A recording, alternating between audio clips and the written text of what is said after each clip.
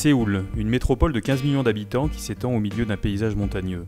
Après avoir connu une urbanisation de masse pas forcément joyeuse au sortir de la guerre, Séoul se remet en question et prône désormais la singularité du design et de l'architecture d'auteur, à tel point que la ville portera l'an prochain le statut de capitale mondiale du design.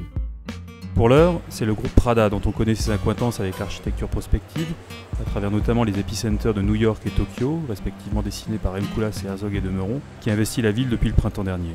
Non pas par un nouveau magasin, mais à l'aide d'un concept inédit d'espace culturel modulaire baptisé Transformer. Et c'est de nouveau Rem Koolhaas qui s'est attelé au projet. Celui-ci est parti du principe simple que la mode est un phénomène inexorablement voué au changement, et ce de manière régulière et prévisible.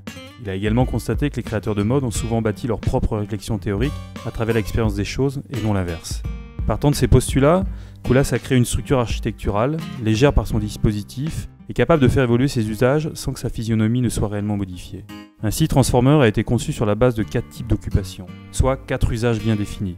Une présentation de vêtements, un festival de cinéma, une exposition d'art contemporain et un défilé de mode.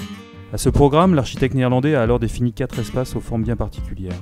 Un hexagone, un rectangle, un cercle et une croix qu'il a transposé dans un unique module capable de pivoter sur lui-même pour recouvrer au choix l'une de ses fonctions.